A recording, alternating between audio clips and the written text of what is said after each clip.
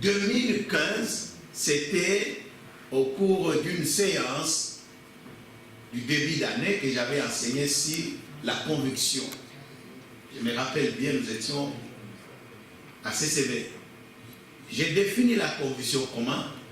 La conviction, c'est l'assurance, c'est cette foi, c'est une ferme assurance que quelqu'un a, qui va créer en lui la détermination. Quand on appelle homme et femme de conviction, ou quelqu'un est convaincu à quelque chose, cette personne-là est prête à mourir pour cette chose, est prête à payer n'importe quel prix. Donc la conviction, c'est une force, c'est un saut qui vient quand il a compris la valeur de la chose, l'importance de la chose. Quand il a compris que cette chose c'est pour moi, alors dans le domaine de l'appel, si vous n'avez pas encore la conviction de votre appel, un jour si ça marche, ça va. Si ça ne marche pas, je vais reculer. Ça ne marche pas, je vais reculer. Mais quand tu es convaincu, quelles que soient les preuves, quelles que soient les circonstances, tu diras non. Je ne peux pas reculer. Amen. C'est très important, il faut beaucoup prier et le Saint-Esprit crée en nous. C'est pour cette raison que même pour notre salut, la Bible dit que quand le Saint-Esprit viendra, il vous convaincra. C'est-à-dire, il mettra en vous une connaissance qui fera en sorte que si c'est du péché, tu dis ça c'est le péché, je l'abandonne. Quand tu l'abandonnes une fois pour toutes. Alléluia. Amen. Ça c'est la justice de Dieu, c'est la droiture de Dieu. Quand tu t'engages à cette droiture, tu dis, je ne peux plus aller ni à gauche ni à droite. Si le jugement de Dieu, ça, c'est ça la conviction. Donc c'est quelque chose qui est particulier. Alors vous voulez faire quelque chose, vous vous engagez à un projet, quand vous n'êtes pas convaincu. Vos pensées iront à gauche, à droite, réfléchir, peut-être, filage, peut-être. Donc c'est pourquoi la conviction, selon notre expérience, nous disons, c'est plus que la croyance. C'est ce que la Bible appelle dans Hébreux 10, la plénitude de la foi. Donc la foi a atteint sa sommet. Tu es convaincu, tu es sûr. Et là tu peux te déterminer. Donc je vous appelle uniquement pour cette formation, pour que demain, quand tu auras un peu de découragement, tu auras un peu de difficulté, que tu n'abandonnes pas pour le chemin. La formation, ce n'est pas quelque chose de bon. Hein. Vous avez passé dans les formations, ce n'est pas la prédication. Hein. C'est ennuyant. Parce qu'on ne va pas parler des choses qui va vous... Non. D'ailleurs, parfois, c'est comme je vais continuer à parler seulement comme ça. Ah bon, il parlait, les gens peuvent dormir.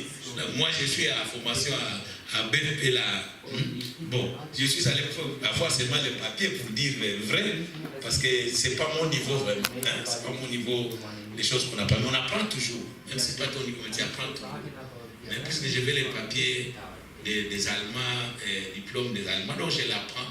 Donc parfois les choses qu'on dit, les gens viennent encore chez moi, disent comment apporter la main, toi, bon. Mais parfois tu n'as même pas envie, mais tu dois être là. Mais tu dois être, parce que je suis convaincu que je dois le faire, j'ai quelque chose. Deuxième élément, c'est que vous devez avoir la passion. La passion. La passion. Pour ça, je vais répéter. Hein? Conviction veut dire, en légal, on peut dire,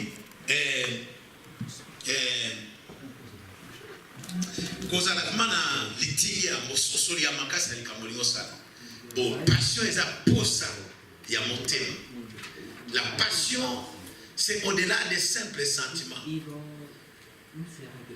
La passion, synonyme Enthousiasme, c'est au-delà de l'enthousiasme. On nous donne l'exemple de Jésus-Christ. Quand il est venu dans le monde, d'abord il était convaincu. Il dit, Père, parce que tu ne veux plus de sacrifices, je viens. Ensuite, il était passionné. Et la Bible même nous témoigne, même le témoignage, dit que s'il a pu supporter la souffrance de la croix parce qu'il avait la passion. Un jour même, il a chassé les gens dans le temps parce qu'il avait la passion. Jean 2 dit qu'il se rappelle que le zèle de ta maison, le zèle de ta maison me dévore. Hein? Quand on est passionné à quelque chose, hein, la passion, non, tu ne peux pas voir la fin. Les désirs là et les choses là qui nous distraient, non. Tout, quand il y a la passion de quelque chose, et rien ne peut t'empêcher. Parce que ça, c'est l'autre, c'est la force de la détermination. Et c'est une force qui t'attire, qui te pousse. C'est comme l'amour de Dieu me pousse, la passion de Dieu me pousse, me pousse, me pousse, me pousse. Cette passion doit rester avec vous. Alors, quelle est la passion de voir? La passion d'apprendre, la passion d'apprendre. Vous devez avoir la passion. Beaucoup des enfants de Dieu n'ont pas la passion d'apprendre. Excusez-moi bien aimé de vous dire la vérité. Nous vivons dans une nouvelle siècle où celui qui n'apprend pas, qui ne continue pas à apprendre, reste en arrière. Le siècle, le monde que nous voyons actuellement court avec une vitesse extraordinaire de changement des choses. Que ce soit dans la création. Les appareils, après 3 à 4 ans, c'est déjà des mots de 5 ans. On a déjà changé le système. Vous allez voir aujourd'hui, je vous dis, les églises, quelle est les générations qui sont en train de réussir facilement? Ce n'est pas ma génération. Les enfants qui sont venus. J'ai dit à mes enfants, vous êtes dans la période où vous devez réussir. Donc il y a pourquoi? Parce que nous avons appris des principes qui semblent déjà vieillis. Qui semblent bien vieillis. Si vous n'apprenez pas, vous ne pouvez pas vous réadapter. Nous nous adaptons. Au moment où je vous parle, je fais encore les efforts de m'adapter à ce nouveau système de prédication. Les prédications ne sont plus comme auparavant. Les prières ne sont plus comme auparavant. Et tous les systèmes, même l'organisation de l'église, ce n'est plus comme auparavant. Dans peu de temps, si tu n'as pas appris, tu ne peux pas diriger une entreprise ou même une église. Non, non, non. C'est comme ça. Si vous allez en Afrique, je vous assure, en Afrique, même où les gens sont pauvres, c'est là où les gens apprennent plus qu'en Europe. Parce qu'ils ont du temps. Si vous demandez maman Chantal comme ça, il peut vous dire, j'ai fait tel cours, j'ai fait tel cours parce qu'il y a du temps, il y a les opportunités, il y a la passion. Et puis les gens en Afrique vivent beaucoup sur l'évangile qu'en Europe. Ici, on vit beaucoup sur le repas. Ici, il n'y a personne qui espère ici que bon, comme je vais m'engager dans le ministère, ça va supporter toute ma vie. Il y a peu de gens. Mais en Afrique, tel que vous êtes, si vous êtes 25, au moins 20 allaient devenir des grands pasteurs, des grands ministres, et ils vivent avec elles. En Afrique, quand tu t'engages dans l'évangile, tu vas vivre avec l'évangile. Même si tu étais diplômé. Mais ici, c'est la différence. Vous devez toujours avoir la passion. Je vous assure, c'est la chose qui est en retard. La passion d'apprendre. La passion d'apprendre. Et cette semaine-là, si vous entrez dans ma chambre, vous allez voir, mais j'ai dit à ma femme, excuse-moi, donc cette semaine, c'est la semaine de désordre. Parce que moi, dans de telles circonstances, je ne vais pas seulement apprendre ce que je vais prêcher, mais je me consacre maintenant pour renouveler encore mes connaissances. Donc, il y avait environ 10 livres. Il y avait la grosse Bible, il y avait tout là. Donc aujourd'hui, je viens, je médite ça, et je viens, je lis. Donc, dès qu'elle quitte le boulot à 6 heures, quand elle revient le soir, parfois je n'ai pas encore fait la douche. Oh, quelle passion! Vous savez pourquoi? J'ai dit ça à quelqu'un hier, à une fille qui a des difficultés à l'école. Elle va faire son bac et je lui conseille. Je dis, petit, vous n'avez pas de difficultés. Moi, j'ai étudié dans des conditions difficiles. Je le dis, j'ai marché, je pense que d'ici, vous qui connaissez Kinshasa, si vous quittez Bandal, vous allez à Matetela. Hein?